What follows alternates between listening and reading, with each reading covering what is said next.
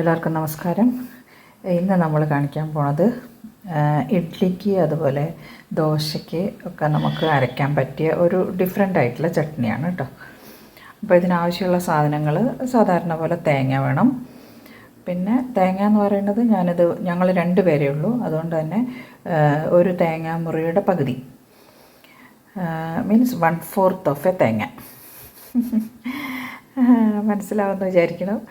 പിന്നെ ഉള്ളത് ഇഞ്ചിയാണ് കേട്ടോ. ഈ ഒരു നീളത്തിലുള്ള ഒരു കുഞ്ഞ് ഇഞ്ചി പീസ്, ഇത് മുഴുവൻ വേണം കേട്ടോ. ഒരു ഇഞ്ചിയുടെ കഷ്ണം ഞാനത് കട്ട് ചെയ്തിട്ട് ചെറിയ കഷ്ണങ്ങളാക്കി വെച്ചതാണ്. പിന്നെ ഉപ്പ് വേണം. പിന്നെ നമുക്ക് വേണ്ടത് പച്ചമുളകാണ്. ഞങ്ങൾക്ക് അധികം എരിവ് വേണ്ട, അതുകൊണ്ട് തന്നെ ഒരു വലിയ പച്ചമുളകാണത്, അതുകൊണ്ട് ഒന്നെടുത്തതാണ്. നിങ്ങൾക്ക് സാധാരണ ചെറിയ വലുപ്പത്തിലുള്ള പച്ചമുളകൊക്കെ ആണെങ്കിൽ 3-4 എടുക്കാം, എരിവിനനുസരിച്ച് എടുക്കാം. ഇത്രയും സാധനങ്ങൾ. പിന്നെ വേണ്ടതെന്ന് പറഞ്ഞാൽ 2 സ്പൂണ് തൈരാണ്. തൈര് അധികം ഉപയോഗിക്കരുത് കേട്ടോ. പുളിയില്ലാത്ത തൈരാണെങ്കിൽ 2 സ്പൂൺ ഉപയോഗിക്കാം. പുളിയുള്ളതാണെങ്കിൽ നമ്മൾ അധികം എടുക്കരുത്. കാരണം ഇത് എന്താ പറയുക, ഇഞ്ചി എടുക്കുന്നത് കൊണ്ട് തന്നെ നമ്മൾ കുറച്ച് തൈര് ചേർക്കുന്നത് നല്ലതാണ്. ആ ഇഞ്ചിയുടെ കുത്ത് പോകാനാണ് നമ്മൾ കുറച്ച് തൈര് എടുക്കുന്നത്. അപ്പോൾ ഏകദേശം ഇത് കുറച്ച് പുളിയുള്ള തൈര്, മോരാണ് കേട്ടോ. അത് തൈര് തീർന്നു പോയി എൻ്റേത്. അപ്പോൾ മോരായാലും മതി. പുളിയുള്ളതാണെങ്കിൽ ഇത്രയും മാത്രം എടുത്താൽ മതി കേട്ടോ. എന്നുവെച്ചാൽ ഒരു ടേബിൾ സ്പൂൺ. അധികം എടുത്തു കഴിഞ്ഞാൽ ചിലപ്പോൾ പുളിക്കും. 1 ടേബിൾ സ്പൂൺ നന്നായിട്ട് തൈരോ അല്ലെങ്കിൽ മോരോ എടുക്കാം. തൈരായാലും കുഴപ്പമില്ല, മോരായാലും കുഴപ്പം. തൈരാണ് ഏറ്റവും നല്ലത്.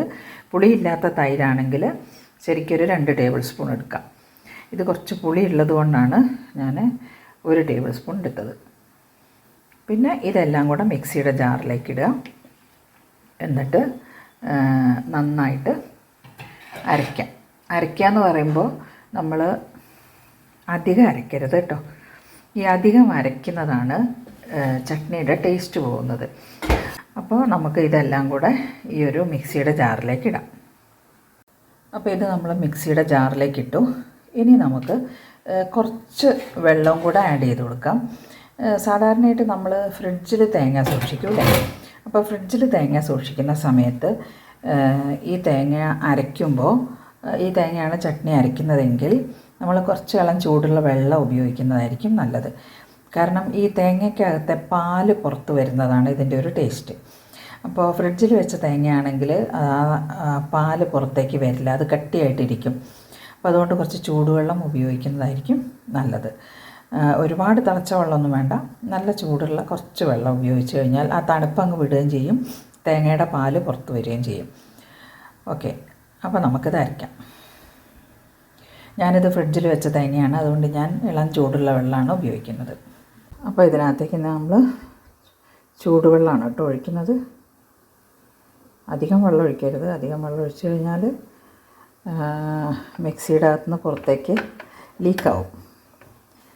അപ്പോൾ ഇനി നമുക്കിതൊന്ന് അരയ്ക്കാം. ഇത് കണ്ടിന്യൂസ് ആയിട്ട് ഫസ്റ്റ് സ്പീഡിൽ ഇട്ടിട്ടൊന്നും അരയ്ക്കരുത് കേട്ടോ. അപ്പോൾ ഇങ്ങനെ പ്രസ് ചെയ്ത് പിടിച്ചിട്ട്, ഇതൊന്ന് പ്രസ് ചെയ്ത് പിടിക്കേണ്ട മിക്സിയാണ് കേട്ടോ. നിങ്ങൾക്കൊക്കെ നേരിട്ട് അരയ്ക്കാൻ പറ്റുന്നതായിരിക്കും. നല്ല സ്ട്രോങ് ആയിട്ടുള്ള മിക്സിയൊക്കെ ആണെങ്കിൽ ജസ്റ്റ് ആ ബസർ ഒന്ന് ചെറുതായിട്ട് 1-2 പ്രാവശ്യം ആക്കിയാൽ മതി. അപ്പോഴത്തേക്ക് നന്നായിട്ട് അരഞ്ഞ് കിട്ടും. ഈ മിക്സി അത്ര പോരാ. എൻ്റെ ഒരു മിക്സി കേടായിട്ടിരിക്കുകയാണ് ഇവിടെ. എപ്പോഴും ഒരു സ്പെയർ വെക്കുന്നത് നല്ലതായിരിക്കും മിക്സിയുടെ കാര്യത്തിൽ. കാരണം എപ്പോഴാണ് കേടുവരാമെന്ന് പറയാൻ പറ്റില്ലല്ലോ, അതുകൊണ്ട്. ഓക്കെ,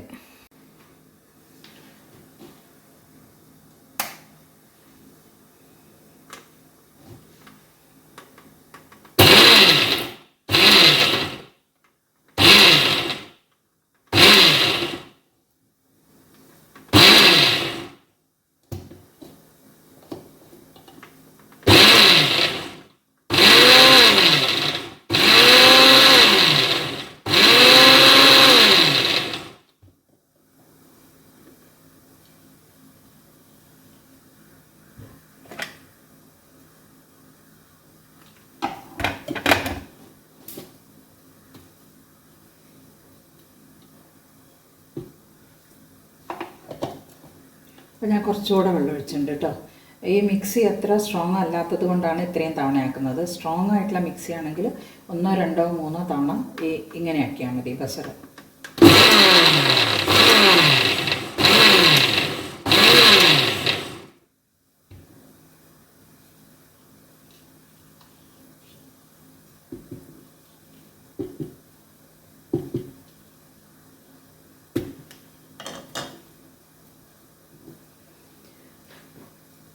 അപ്പോൾ എപ്പോഴും ചട്നി അരയ്ക്കുമ്പോൾ ശ്രദ്ധിക്കേണ്ട കാര്യമാണ് ഒരുപാട് അരയരുത്.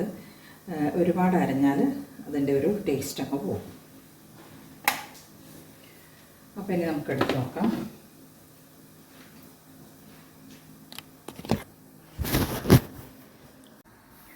അപ്പോൾ കണ്ടില്ലേ, ഏകദേശം ഇങ്ങനെ അരഞ്ഞാൽ മതി കേട്ടോ, ഒരുപാട് അരയണ്ട.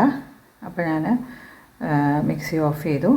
ഇത് നമുക്കൊരു പാത്രത്തിലേക്ക് മാറ്റാം. ചട്നി ഞാനിപ്പോൾ ഈ ഒരു കൺസിസ്റ്റൻസിയിലാണ് എടുക്കുന്നത് കേട്ടോ. ഇത് ദോശയ്ക്കാവുമ്പോൾ ഈ ഒരു കൺസിസ്റ്റൻസിയിൽ മതി. ഇനി ഇഡ്ഡലിക്കാണെങ്കിൽ നമ്മൾ കുറച്ചും കൂടെ കട്ടിയിലായാലും കുഴപ്പമില്ല. ഇനി സാമ്പാറും കൂടി ഉണ്ടെങ്കിൽ നമുക്ക് കുറച്ചും കൂടെ എന്താ പറയുക, കൺസിസ്റ്റൻസി കുറയ്ക്കാം. ഇത്ര വെള്ളം ആക്കണം എന്നില്ല. മനസ്സിലായോ?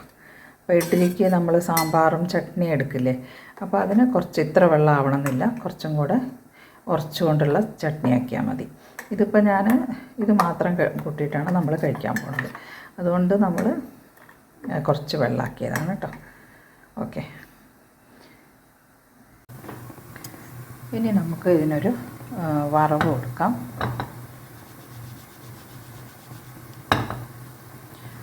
ഇത് വറവിന് ഞാൻ സാധാരണ പണ്ട് വലിയ ഒരു കയ്യിലാണ് കേട്ടോ, വലിയ ഒരു കണ്ടോ, ഇത്രയും നീളമുള്ള കൈയാണ്. അതുകൊണ്ട് തന്നെ നമ്മുടെ കൈ ചൂടാവില്ല.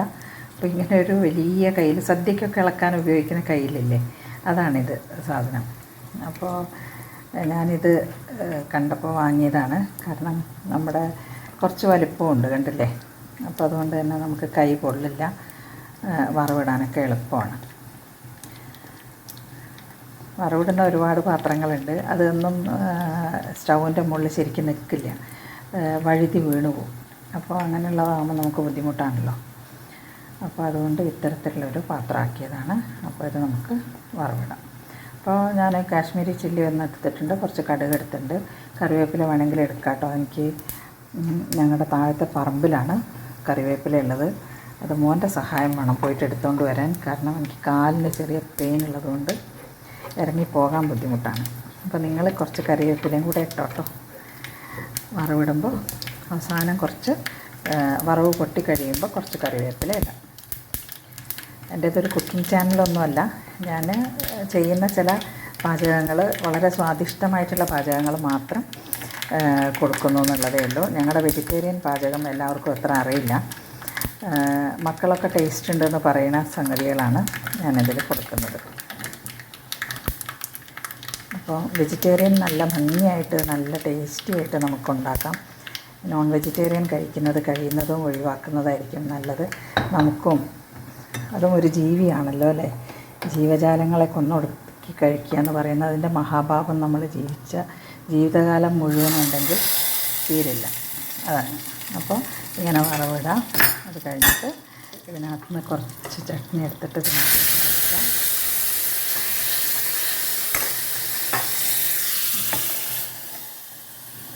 ഇത് ചെയ്യണം നിർബന്ധമൊന്നുമില്ല, നമുക്ക് വേണമെങ്കിൽ ചെയ്യാം. ഇനി ഈ ചട്നിയും കൂട്ടി നമുക്ക് ഇഡ്ഡലി കഴിക്കാം. അപ്പോൾ ഞാൻ ഇഡ്ഡലി കഴിക്കട്ടെ കേട്ടോ. ഇതാണ് ഞങ്ങൾ ഇത്തരത്തിലുള്ള പ്ലേറ്റിലാണ് കഴിക്കുക കേട്ടോ, എന്നാൽ പുറത്തേക്ക് പോവില്ലല്ലോ. അപ്പോൾ ഇങ്ങനെയുള്ള പ്ലേറ്റ് ആക്കി കഴിഞ്ഞാൽ കുട്ടികൾക്കൊക്കെ ഭക്ഷണം കൊടുക്കുമ്പോൾ സുഖമാണ്, പുറത്തേക്ക് പോവില്ല. ഈ ഇങ്ങനെ സൈഡിലിങ്ങനെ തിണ്ട് പോലെയുള്ള പ്ലേറ്റുകൾ സാധാരണയായിട്ട് നമ്മുടെ എന്താ പറയുക ക്രോക്കറീസൊക്കെ അറ്റത്തെ ഇതുപോലെ ഉണ്ടാവില്ല. അപ്പോൾ അതുകൊണ്ട് തന്നെ കുട്ടികളെ പുറത്താക്കാൻ സാധ്യതയുണ്ട്. അപ്പോൾ ഇതുപോലെയുള്ള പ്ലേറ്റുകൾ ഇത്ര അധികം താഴ്ചയില്ലെങ്കിലും കുറച്ചെങ്കിലും താഴ്ചയുള്ള പ്ലേറ്റുകൾ ഉപയോഗിക്കുന്നത് നല്ലതായിരിക്കും, പ്രത്യേകിച്ച് കുട്ടികൾക്ക്. ഇപ്പോൾ പുറത്തൊന്നും ആവില്ല. അപ്പോൾ നമുക്ക് ക്ലീനിങ് ഒക്കെ കുറച്ചും കൂടെ എളുപ്പമാവും. അപ്പോൾ ഞാൻ ഇഡ്ഡലി കഴിക്കട്ടെ കേട്ടോ. അപ്പോൾ എൻ്റെ ചാനൽ ഇനി സബ്സ്ക്രൈബ് ചെയ്തില്ലെങ്കിൽ എല്ലാവരും സബ്സ്ക്രൈബ് ചെയ്യുക, ലൈക്ക് ചെയ്യുക, ഷെയർ ചെയ്യുക, അതുപോലെ കമൻറ്റ് ചെയ്യുക. മറ്റൊരു വീഡിയോയിൽ കാണുന്നവരെ നന്ദി, നമസ്കാരം.